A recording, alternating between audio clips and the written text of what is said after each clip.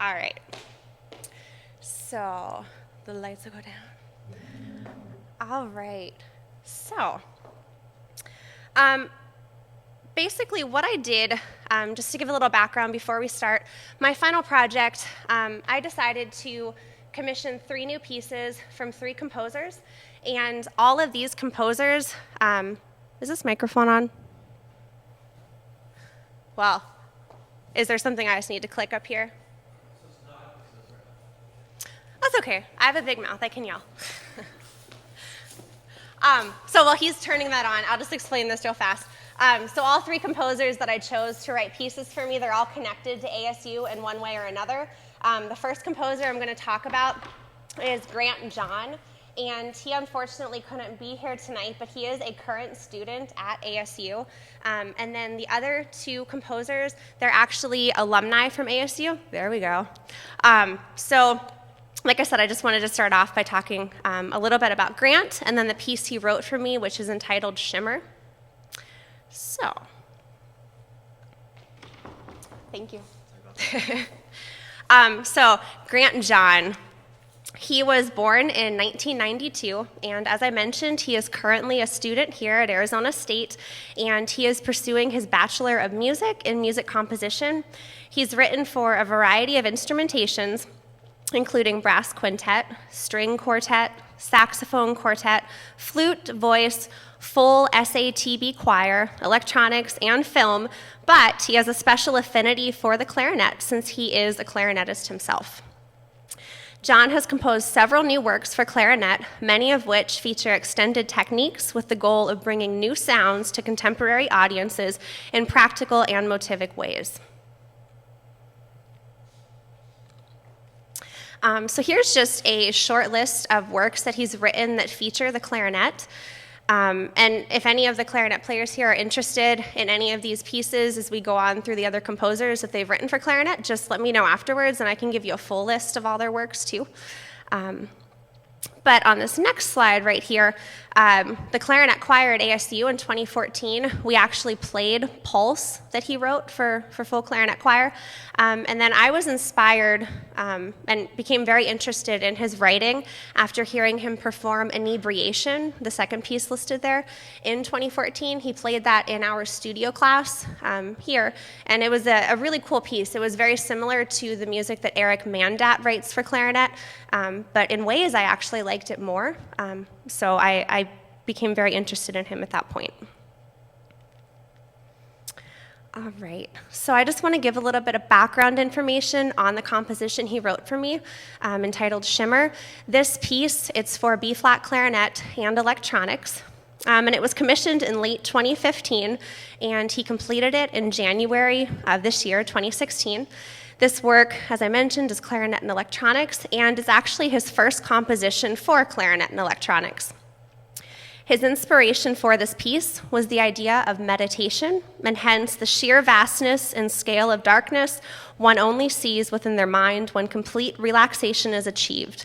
His decision to incorporate electronics to enhance the sound of the solo clarinet and better portray feelings of meditation largely originates from his earlier piece entitled When You Sat on the Porch and Listened to the Monsoon Rain, which is for piano and electronics, and also highly produced pop music from the artists such as Coldplay and Arcade Fire, who use manipulations of acoustic instruments as well as synthesized sounds to experiment with color and timbre. The electronics in Shimmer are created using a patch in Max 7 MSP. This program is compatible with both PC and Mac operating systems, and where the acoustic sound produced by the clarinet is processed by a laptop via various reverb and echo modules and accompanied by sine oscillators that produce heavy drones. The echo effect is meant to represent the feeling of vastness and spaciousness, analogous to performing on the edge of a cliff into a wide open canyon. The various timbres achieved, both acoustically and electronically, are used to represent the actual colors that one sees when his or her eyes are closed. The title of the work, Shimmer, depicts those colors that are produced by the constant interaction between the electronic sounds and the clarinet's acoustic sounds. The clarinet part includes multiphonics as a means of achieving yet another color in the texture.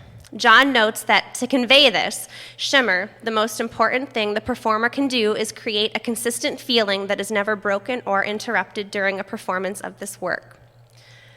Performance of shimmer requires the use of a computer, either a Mac or PC, as previously mentioned, the Shimmer Patch, and the Mac 7 MSP program, a barrel with a built-in pickup, and a separate audio interface to get audio in and out of the computer. The Mac 7 program is available to download online and is free. However, it is important to note that the performer cannot save any changes to the patch. Downloading the free version only allows the program to read the already existing Shimmer Patch, not alter or create his or her own. The clarinet pickup mic is then plugged into the computer, and all sounds, both acoustic and electronic, are fed through the patch, which controls the output. All sounds should be amplified for performance. The computer should be placed within reach of the performer's right hand so that the performer can easily access the keyboard throughout the performance to activate the desired electronic effects. So the program notes that John included for his piece, they're up there so you can see them, but I'm also going to read them because I know it's a lot of words and might be hard to see. So he writes, commissioned in 2015 by clarinetist Caitlin Poupard, Shimmer paints the picture of a peaceful landscape thriving with nature, ideal for meditation and self-reflection. The balanced and unobtrusive nature of the clarinet sound, combined with the electronic processing, aim to create a serene and tranquil timelessness that is vast in scope, yet intimate in style. So now just a little bit of general information about the composition. So Shimmer consists of two main musical sections. The first section is very free and utilizes a great deal of rubato, while the second section is machine-like and rhythmic and should be played with strict time to create the proper looping effect. The electronic frequencies used to accompany the clarinet are equally tempered and correspond to the keyboard pitches in C.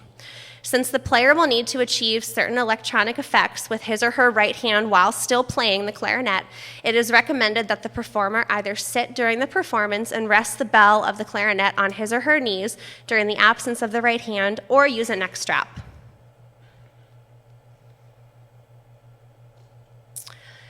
So what you see on the screen right here, that's actually the Shimmer Patch, what I see whenever I play the piece. And I know some of the stuff is very hard to see, but I'm going to walk you all through what every little part means. But that's what is displayed on the computer when the piece is performed. So the first three letters on the upper left portion of the keyboard, Q, W, and E, control the echo modules. Letter Q corresponds to echo 1, which delays the sound of the clarinet by 150 milliseconds with high feedback. Letter W corresponds to echo 2 with a delay time of 110 milliseconds and even higher feedback. Letter E corresponds to echo 3 and has a 326 millisecond delay that generates the looping effect during the second machine-like section of the piece. It is for this reason that the machine-like section must be played at quarter note equals 160. If not, the desired looping effect is distorted. The sine wave oscillators are activated by the keys 1, 2, 3, 4, and 5. Each frequency is programmed to begin at an inaudible dynamic level and crescendo to a preset maximum volume. Pressing the space bar of the laptop keyboard, when instructed to in the music, will decrescendo the frequencies until they completely disappear from the texture. Before beginning the piece, the performer should click on the box labeled Audio On/Off on the patch to turn on the electronics. To shut down the electronics completely, for whatever the reason, the performer should press the letter S. The only time that this is indicated in the music is at the very end of the work after the performer has played his or her final note and the electronics have faded out. The Shimmer Patch also allows the performer the ability to record the piece through the Mac 7 program. The performer can record, play, save file, and erase. These are included basically just for practice purposes, so the performer can hear the sounds that they're creating and how they interact with the electronics. This piece does not have a time signature, and it utilizes dotted bar lines in place of measures. The dotted bar lines represent a small pause that the performer should take before proceeding on to the next portion of the music. These small pauses do not occur in any regular fashion. In most cases, the dotted bar lines allow the performer ample time to activate the electronics throughout the piece, alleviating any feelings of intimidation or anxiety a performer might typically feel when performing with electronics. John designed the electronics to be as user-friendly and relaxed as possible, making this a great piece for performers of all experience levels with electronics. Shimmer features a series of multiphonics, and most all of you are clarinets, but for those of you who don't know, a multiphonic just basically means multiple sounds. So the clarinet, kind of like what a piano can do, where you press multiple keys on a piano, we can change our oral cavity and basically allow multiple notes to be played at once. It doesn't necessarily sound as pretty as the piano, but we can do it, so that's what's meant by a multiphonic. So the slightly slower portion of the opening section begins with the alternation of 3 two-note multiphonics. Those are on the screen right there. The desired effect in this portion of the piece is essentially the creation of undertones. So the performer fingers the upper notes shown, and by manipulating the oral cavity, the lower notes also come through the texture, and so those are the undertones. The undertone multiphonics section progresses directly into a new series of multiphonics that are designated by a harmonic symbol above the written notes. The harmonic symbol, which he just has as a circle and O, it's kind of small up there, but it's just a little circle, that indicates that the fundamental note, which are the notes on the bottom of the image right there, is to be overblown or voiced to the exact harmonic displayed, so overblown to the notes that are shown above that bottom pitch. John uses these harmonics to create new colors in the sound. The second main musical section of this work is labeled machine-like and should be performed at exactly quarter note equals 160 and should maintain strict time throughout in order to generate the proper looping effect through echo 3. The performer should play perfectly in time and directly align with the looping notes, eighth notes, created by echo 3. This section also features a total of 3 multiphonics, and also 1 quarter tone trill that's repeated twice. The quarter tone trill is on the top line, and the multiphonics are in the third line shown above.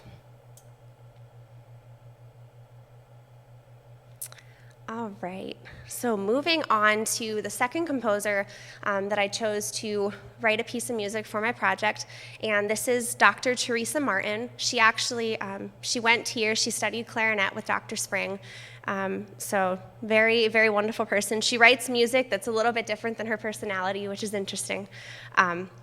But anyways, Dr. Theresa Martin, she was born in 1979, and she's a composer, a clarinetist, and a pianist, and she maintains her own private studio in Wisconsin, where she teaches lessons in all 3 areas. She also teaches clarinet and composition at Lawrence University as adjunct faculty. Her compositions are known for their complex rhythmic intricacies, beautiful melodies, and extreme energy, and are often inspired by her own personal experiences, books and literature, various images, and nature. She writes for an assortment of solo instruments, in addition to chamber ensembles, wind bands, and orchestras. Her compositions have been performed around the world, as well as at many notable festivals and professional conferences. Dr. Martin has written works for internationally recognized soloists, such as clarinetist Robert Spring, bassoonist Albie Miklich, and tubist Sam Palafian. Dr. Martin has degrees in both composition and clarinet performance. She received her Doctor of Musical Arts degree in composition from the University of Michigan, 2 master's degrees from Arizona State University, and her Bachelor of Fine Arts degree at the University of Wisconsin-Milwaukee. So this is not, she's written a lot of music for the clarinet, and so the 2 slides that I'm going to show you, this is by no means a complete list of her works for clarinet, but interestingly enough, many of her works have been commissioned and premiered by Dr. Spring. So, fun fact right there. A few more of her works, and like I said, if you're interested, just let me know and I can give you this list.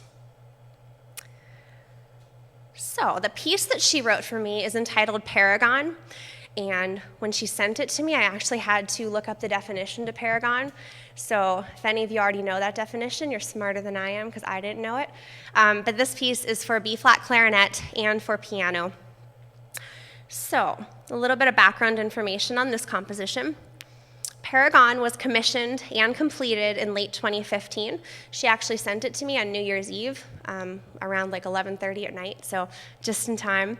This work is for B-flat clarinet and piano and is approximately 7 minutes in length. Paragon is not divided into individual movements, but rather centers around the idea of a paragon, and that word means a model of excellence. And so it's centered around this idea of a paragon that manifests as an outline of a perfect life from birth to death. The piece is built upon various motives intended to depict the different stages of life and ultimately comes full circle as the opening motive, meant to depict birth, returns in a slightly altered form at the end of the piece, where it then signifies a departure from this world. When I commissioned this work from Martin, I asked that she incorporate some sort of subtle jazz influence into the piece. This resulted in a short section in the middle of Paragon that makes nod in the direction of jazz and signifies amusement and not taking oneself too seriously. This request for jazz, as well as my request for the specific instrumentation of B-flat clarinet and piano, were the only components I specified. All right, so her program notes. They're kind of long, but she writes, I first discovered the term paragon while reading a book about the science of competitiveness. In the Italian Renaissance, paragon was the idea of competition between creative artists, painters, musicians, and sculptors.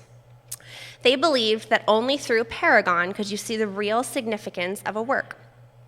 Artists trained side by side in direct competition and often debated over which of the creative endeavors was the most worthy. In modern times, the English term paragon has come to mean a model or pattern of excellence, an ideal or standard.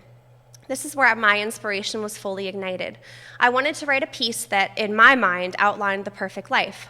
It would begin with birth and a soul being surrounded by love, move through phases of learning, joy, amusement, and adventure, and would come back full circle to an all-encompassing love into a peaceful departure from this world. Paragon has personal significance for me as well. During the course of writing the piece, a relative of mine passed away from cancer at age 62. No one knows how much time we will have on this earth. Paragon is my shared hope for the ideal life, full of meaning, love, and joy. Now, a little bit of information about the composition itself. Paragon is built upon a series of motives that all represent life events or feelings. These motives are sometimes accompanied by changes in tempo that indicate the start of a new section. No tempo change in this work is related to the tempo that precedes it, which can make the tempo changes somewhat difficult to execute precisely. Throughout Paragon, the tempos fluctuate in small increments between quarter note equals 60 and quarter note equals 100, with one fast rhythmic section in the middle where the quarter note equals 160. Although the performer should strive to accurately execute the various tempo changes, they should ultimately view each section as slightly slower or faster than the previous section. The pianist typically begins each new section of the work and is therefore responsible for setting the new tempos the majority of the time. The piece starts quietly and slowly, beginning with a simple piano motive based on the whole tone scale, and that's the image up there. That's the opening of the piece. The first entrance of the clarinet introduces a slow, rising melodic gesture, also based on the whole tone scale. This opening section represents birth. A jazz section is featured in the middle of Paragon and is intended to signify amusement and not taking oneself too seriously. At the start of the section, the piano part immediately switches to a swung rhythm through the incorporation of triplets, and therefore is largely responsible for setting the overall style of this section. The clarinet part has two figures that are marked as optional glissandi. Preferably, the clarinetist should play both figures as portamenti, meaning sliding from one pitch to the other without the assistance of finger motion, as it better lends itself to the overall jazz character. The jazz section transitions directly into the fastest section of the entire work with the quarter note equal to 160. With such a brisk tempo, it comes as no surprise that this section is intended to evoke feelings of adventure and excitement. The most important component of this section is the grouping of eighth notes as determined by accent placement. The eighth notes are typically written as 3 plus 2 plus 3 groupings, and sometimes as 3 plus 3 plus 2 groupings. The performer should strive to bring out these groupings as they help drive the rhythm forward and maintain excitement. And I just marked the groupings up there for you to see that with the eighth notes. The opening birth motive returns at the end of the work, and it's shown up there. The clarinet motive is slightly altered, now in D minor tonal area and with rising intervals instead of the stepwise motion from the beginning. In Theresa Martin's words, although the motives are similar, the differences are representative of the concepts of birth, the opening portion of the piece, and death, the closing portion of the piece, and the love which is present at these two life events. Now moving on to my third and final composer, and you're probably wondering why there's no picture. Kurt likes to maintain mysterious, man of mystery sort of thing. No, but anyways, so Kurt Mellenbacher, he's the third composer. He didn't have a picture that he wanted to include, which is fine, adds to the mysteriousness. So he was born in 1985. And he's currently studying at the University of Colorado in Boulder, where he is a Doctor of Musical Arts candidate in music composition. He received his Bachelor of Music in Music Composition from the University of Oregon, his Master's of Music in Music Composition from ASU, and also spent time studying in Paris. In addition to composition, Mellenbacher has also studied conducting as well as bassoon.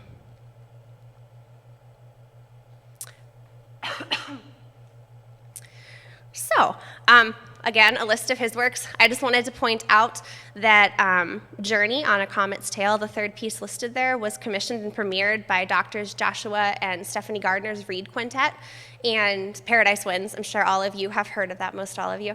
And they actually just recorded this work as well. So just a little fun fact, and parts of this work, I've been told by both of them resemble parts in the piece that he wrote for me, which is interesting. He has a very unique compositional style. A few more works. All right, and now on to my piece. So the name of this piece is Duality in the Eye of a Bovine.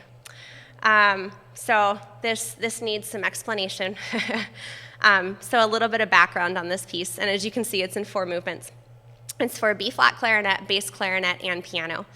So, Duality in the Eye of a Bovine is quite unique in its conception and requires personal anecdotal information to fully understand, as it is based on the relationship I have with my best friend, Dr. Stephanie Gardner. This piece is for B-flat clarinet, low C bass clarinet, and piano, and is essentially a series of 4 character sketches meant to depict our personalities over the course of a typical day. The bass clarinet personifies Dr. Gardner, while the B-flat clarinet personifies me. The piano does not personify any particular person, but rather serves as a link between the very similar yet very distinct timbres of the bass clarinet and B-flat clarinet. The first movement of Duality in the Eye of a Bovine is titled A Reluctant Awakening, and is meant to depict my and Dr. Gardner's very different views of morning time and the emotions that accompany waking up. This movement is the only movement of the work where the clarinet and bass clarinet represent opposite characters. The bass clarinet, Dr. Gardner, is grumpy, irritable, and slow-moving, while the clarinet, me, is happy and song-like. Stephanie likes to say also annoying, but I don't want to put that in here. Throughout the movement, the bass clarinet frequently silences the clarinet with either a slap tongue or some other larger outburst in an attempt to continue sleeping. The second movement is titled Those Who Do Not Eat, and is meant to portray the various irrational feelings caused by hunger. The third movement is called Celeste's Delirium and captures feelings of sleep deprivation.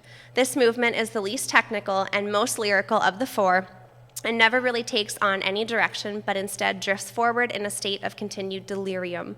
The fourth and final movement is titled Sparkle Time. Sparkle Time is a name Dr. Gardner and I use to reference the act of being silly. The continued 16th notes that comprise the majority of the fourth movement are meant to create feelings of sparkling or having fun. All right, so movement 1, a reluctant awakening. The first movement, a reluctant awakening, is built upon extreme contrast in dynamic and character. All gestures should be greatly exaggerated. This is the only movement where the clarinet and bass clarinet portray polar opposite characters. The bass clarinet should sound grumpy and groggy, while the clarinet should sound happy, almost bird-like, in its energy and lightness. At no point should these two characters merge. Markings of a plus sign in the piano part designate a muted note. The pianist should place his or her hand over the strings of the piano when striking the keys. It is for this reason that the piece must be played on a grand piano. And that's part of the piano score right there with those markings. The same markings are also found in the bass clarinet part, the plus sign markings. But here, however, they designate a slap tongue or slap articulation. A slap tongue is achieved when the player uses the middle of his or her tongue to create a suction on the reed. When the reed is released, it slaps back onto the mouthpiece and creates a percussive, pop-like sound in the articulation. Both the muted notes and the bass clarinet slap tongue articulation will be demonstrated on the second half right before we play the piece. The second movement, Those Who Do Not Eat, relies heavily on extreme and sudden shifts in dynamic level. Therefore, all dynamic changes should be greatly exaggerated in order to accurately reflect the irrational emotions and behaviors that often accompany growing hunger. Subito dynamic designations are especially important throughout the movement. The third movement, Celesti's Delirium, is the least technically challenging movement of the piece. The clarinet and bass clarinet play in unison rhythm for the majority of the movement, and for this reason, intonation between those voices can be somewhat challenging, especially since major third intervals occur quite frequently. The interval of a major third has a ratio of 5:4, and therefore requires pitch adjustment of the third for just intonation, and you have to lower the pitch by approximately 14 cents. Three dashed slur tie markings appear throughout this movement in the clarinet and bass clarinet parts. These markings indicate phrasing. The players should not breathe or insert any break in the line until after that marking. These breaths do not need to be exactly in time. Movement 4, Sparkle Time, is the most technically challenging for the players. Continuous 16th notes, typically passed from instrument to instrument and sometimes doubled by the piano, create the foundation of this movement. This motor of 16th notes represents the act of sparkling and must maintain a sense of energized forward motion. Lyrical, slurred passages also manifest at different times throughout the movement. This occurs in contrast to the motor rhythm. And finally, the clarinet plays the final note of the fourth movement on the and of beat 2 in the final measure. In Mellenbacher's words, it is like the ha at the end of the piece. It is supposed to sound wrong, but assertively conclusive. So this concludes the lecture portion of my program. So we're going to take about a 10-minute intermission, and then I will come out and play the pieces for you. We had some technical difficulties setting up the piece by Grant and John, Shimmer, that has the electronics. We had issues with the program itself not functioning, so we unfortunately had to cut that piece from the program. So we'll be starting with Theresa Martin's piece, Paragon, and finishing with Duality in the Eye of a Bovine. So, with that, enjoy your intermission.